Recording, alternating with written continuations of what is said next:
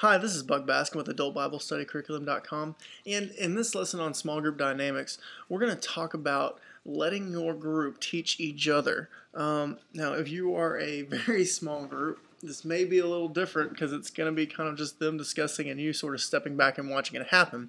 But if you have a slightly larger group, this is you breaking them up in a group, 2 or 3 or 4 groups, depending on the size, and kind of letting them teach each other. So let's walk through kind of how this will look and why this is important.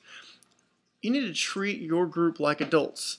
You have a group of adults, and they have wisdom, and they have insight, and they have things they can share.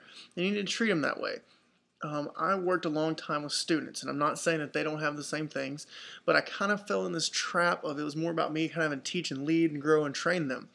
With adults, a lot of it's the same way, but there's a little more wisdom, a little more experience, and with some, there's a little more willingness to speak out and share. And you need to let them do that. And so treat them like adults and let them kind of teach each other a little bit. Be a facilitator. This is a twofold thing of one where you sort of step back and say it's not all about me talking, but it's also about you leading discussion, you listening in on their groups if they're like in circles and saying, hey, what about this? Hey, have you thought about this? And then step back again.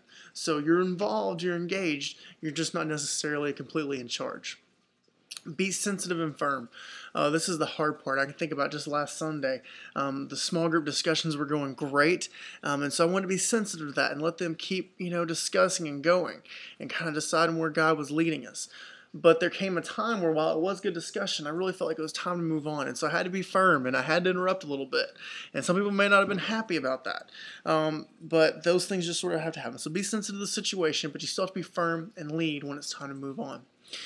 The last thing is just be a prayer warrior. When you are letting your group break up into smaller groups and teach each other in a situation like this, your job's not done. You need to be engaged in prayer and praying for people to share what they need to share and not share what they don't need to share. And just pray that God would lead their hearts, that people would be ministered to, and just that all those things would fall into place. And so that's sort of your role while this is going on. It's not to check your phone. It's not to, reorganize your next thoughts. There may be a little time for that, but really focusing on prayer. And I think you'll be amazed at what God will do in your group.